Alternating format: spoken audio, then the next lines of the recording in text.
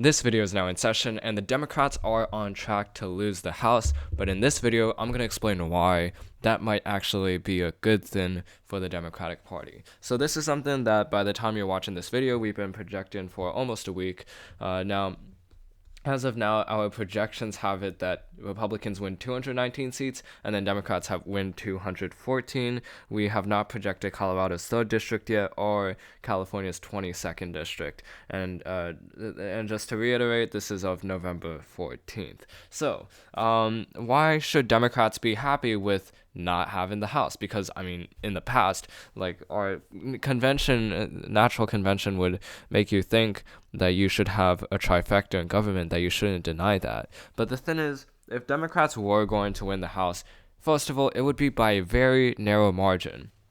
I think last weekend, we were talking about the possibility of a Democratic House majority, but it was really only just like barely a majority, 218, 219 seats at most. And the fact that it's just a 1 to 2 seat majority, that meant that there could have been any Democrat in the House that would have such an outside influence, outsized, and they would be able to essentially reject bills with just one vote.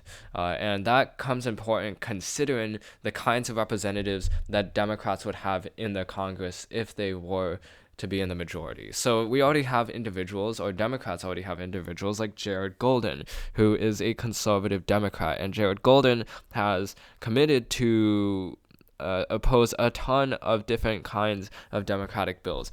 Typically, if you go on GovTrack, you'll see that for many of these bills, Jared Golden, along with Kurt Schrader of Oregon's 5th District, are the usual Democrats to essentially reject bills. And that's because their districts are a little bit more Republican, especially Jared Golden's at R+9. So if you look at this Build Back Better Act, you'll see that Jared Golden was the only one who rejected the Build Back Better Act. But if you had a 218 Democratic seat majority, then that meant if Jared Golden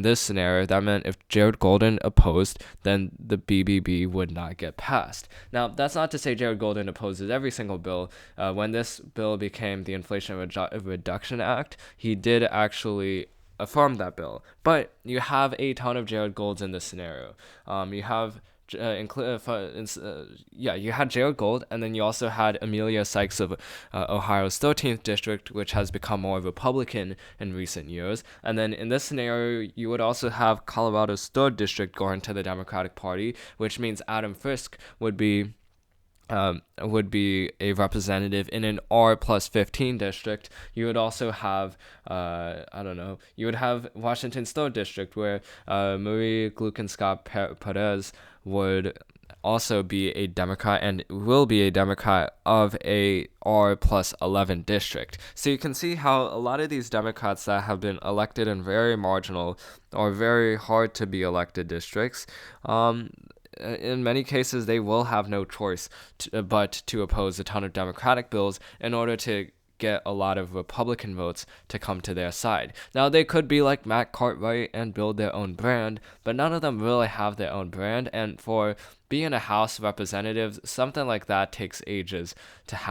for that to happen. So in a lot of cases, they might just be more like Jared Golden. So that's the first reason. The second reason is why Democrats should actually want to see a Republican House majority, and that's because of ineffective governance. And if you remember politics before Donald Trump, then you'll remember a lot of the conversations between Obama and Congress had dealt with John Boehner and the congressional Republicans. At that time, John Boehner was the House Speaker, and in so many instances, he clashed with the Freedom Caucus on a ton of bills, on a ton of policy, like I think the Grand Bargain or DACA or healthcare, and that led him in the end to have to resign from Congress. And that's something that's carried on through Paul Ryan's speakership. There's always been this kind of divide between the establishment Republicans and the or I guess, yeah, the Freedom Caucus Republicans.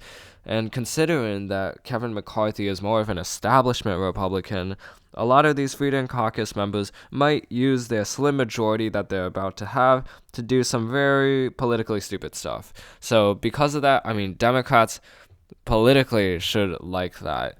They can blame everything, every major policy failure that they will have in the next 2 years on the Republicans in the House not being able to actually pass bills. And that's something important. Even though Democrats are losing the ability to have their bills passed, they can blame a lot of the inaction on the Republican House candidates, especially the Freedom Caucus Republicans, for doing all of this. And because of that, that would be great politics come 2024. So, yeah, Democrats should be sad that they're losing the House, but they should be at the same time somewhat happy that they've been able to avert such a high Republican majority, and because of that, Kevin McCarthy may have to deal with an incredibly difficult to govern Congress, and one that the Democrats can paint as incompetent. So that's the end of this video. I hope you enjoyed it. This video is now adjourned, and I'll see you in the next one.